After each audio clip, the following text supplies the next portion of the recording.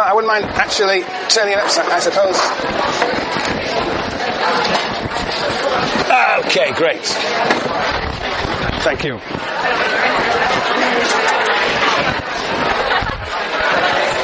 Okay. Good. So, well, I'm glad some of you have braved the weather. That shows your dedication to Durkheim. Yes. So as you know, it's 3 p.m. tomorrow, but really be sure to do it by 3 p.m. because the office closes at 3:45, and then you will be in deep trouble. Okay? So 3 p.m. tomorrow in TSI boxes. Any questions about that? No. Okay. Right. So what I want to do today is finish Durkheim. And you can see, well, we'll be going over material that we did last time in the review session to some extent.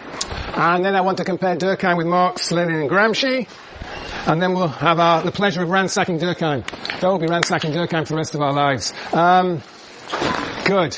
Now on Thursday, we will begin Michel Foucault. Light entertainment. I want you to read Michel Foucault spent an inordinate amount of time here at Berkeley, and there is a very nice little article in the Reader from the Daily Cal about Michel Foucault, an interview with him, which I think you should all read, and then you should read pages 3 to 9, but only do it take a big glass of whiskey or something, as you read pages 3 to 9. It is quite grueling. That'll be a change from Durkheim. Yes. So when you read pages 3 to 9, think of mechanical solidarity and organic solidarity. You're the Frenchmen. They all think the same, these Frenchmen. They just have different vocabulary. We'll see. Okay. Any questions? It's in DMP means discipline and punish. That's a book you should have. And the Reader is available. Okay. Any questions? They did? Well, they make them overnight, if you order them, or they ran out of copies. Okay. Any questions? Going. Gone. All right. Very good. So, yes.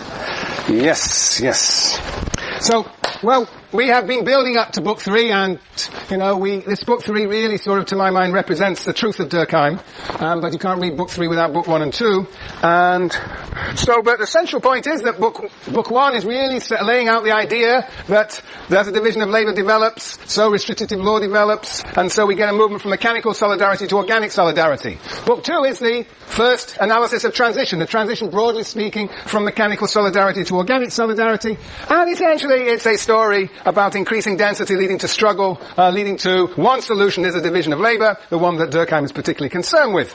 But book 3 turns to reality.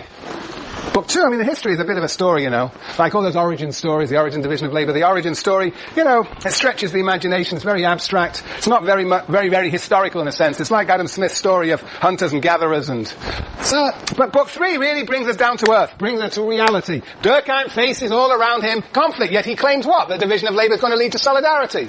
Well, so what's he going to do? Well, he says, division of labour normally leads to solidarity, but abnormally leads to conflict. So basically, if there's conflict all around, it is because a division of labour assumes exceptional, pathological, or what we might call abnormal forms.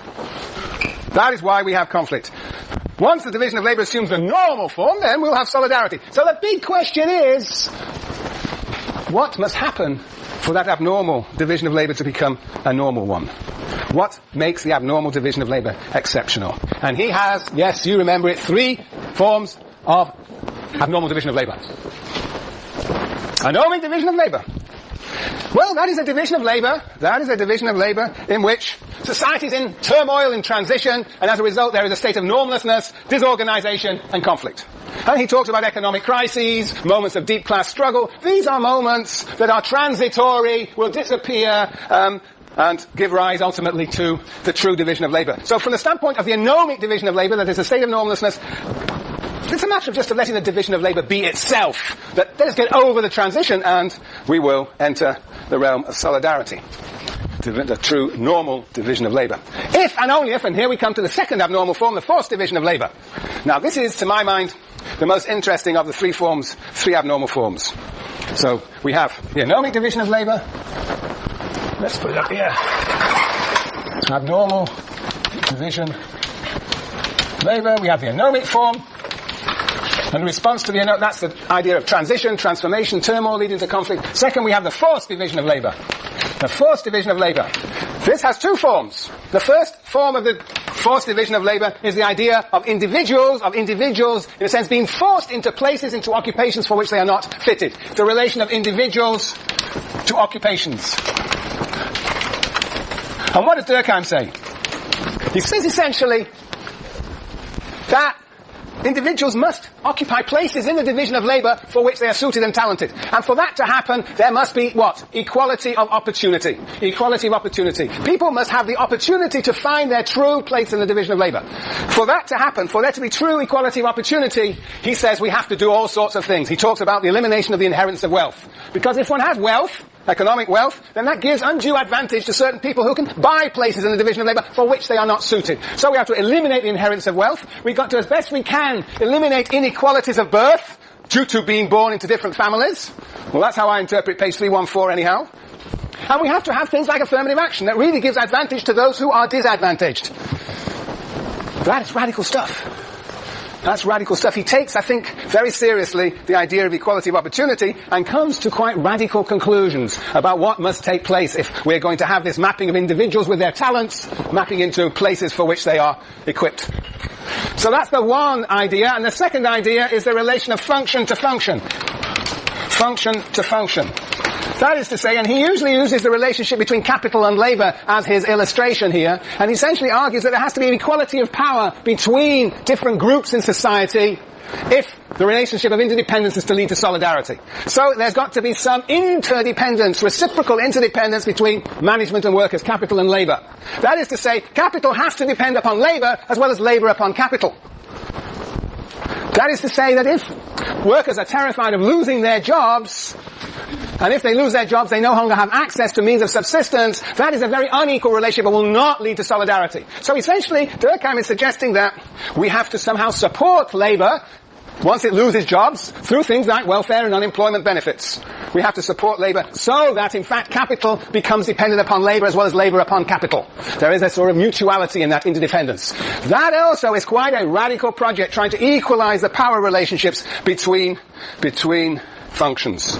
So, we might say, okay, that's the forced division of labour, the two dimensions. And the third one, which we didn't talk about in class, is Durkheim calls the third division of labour, I call the discontinuous anomic form, discontinuous division of labour. And there he's talking about what? The malcoordination among the parts. They're badly coordinated. So he says on page 324, since we didn't read it last time, 324, let me read it to you. Get your books out. Time to get your books out.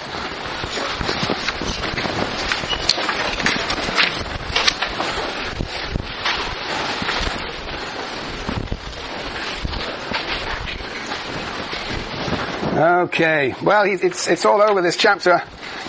You can read on page 323 where it begins, but let's read 324, the new paragraph on 324. Who would like to read this out? Conrad, where are you? There you are. Conrad, you on 324? Yes. Paragraph, new paragraph, on the contrary. On the contrary, it matters a great deal. Who knows what? Let's go on, yes.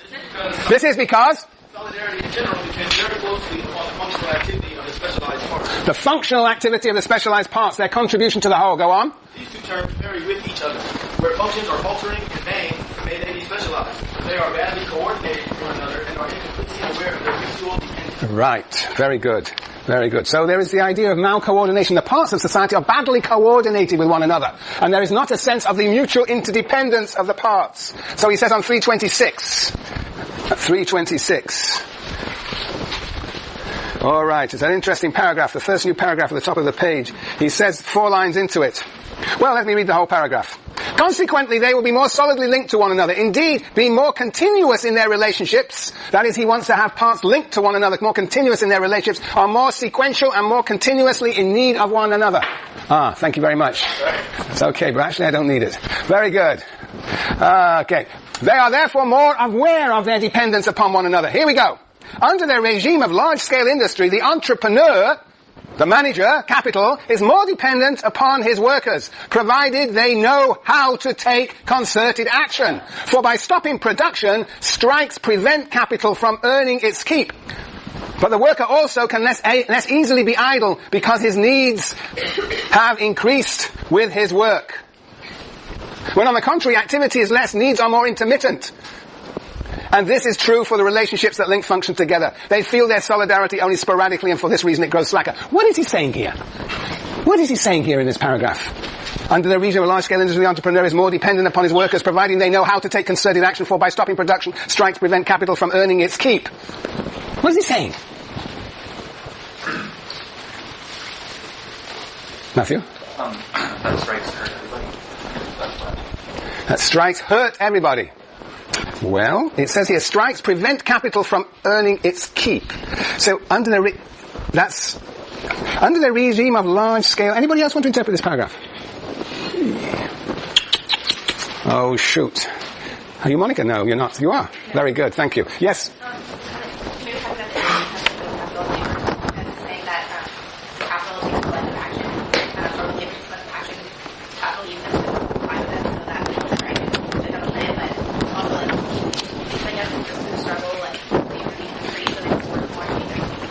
Yes, very good, very good, very good, very good. BBB. Yes. The idea here is not quite what you were saying, Matthew. The idea here is that by striking, workers remind capital of what?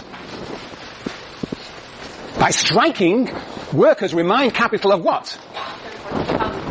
Kristen? Of how dependent they are upon, of how dependent they are upon capital. Of how dependent capital is upon labor.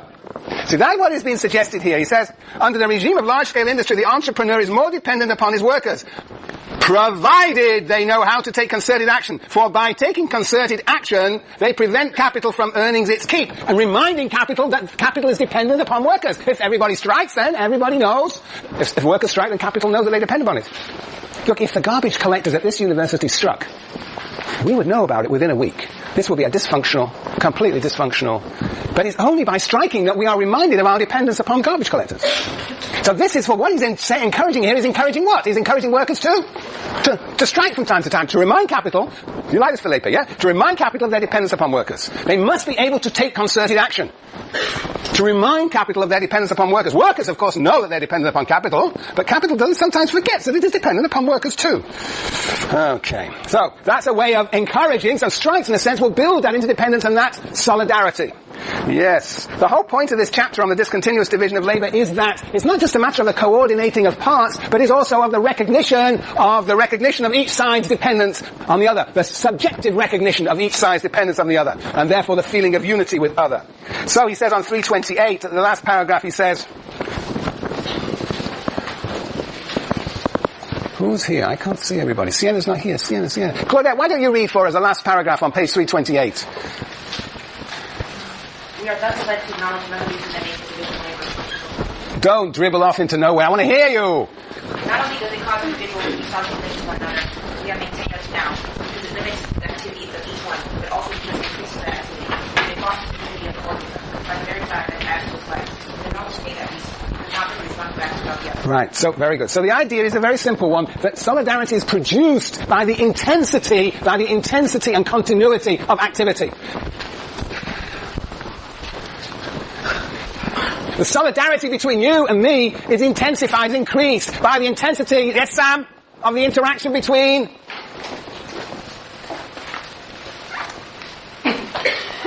between you and me and between yourselves. It's the intensity. You know, if I came in here and you're always falling asleep the whole time and walking in and out, that would be a state of malcoordination and there will be no solidarity between us. But because you're so disciplined and so intensively engaged in understanding Durkheim and listening to me and feeling dependent upon me and I upon you, that intensity of that relationship builds solidarity between us. Yes, Sam? Yes. Very good. Yes, Jane? No, discontinuous and the function-to-function force sounds really similar. Sorry? The discontinuous and then force. Well, what's the difference? This is about what? This is about mutual independence and what is necessary here? What makes it forced? What makes it forced? Inequality of power between so it's an inequality of power between you and me. That will lead to, but here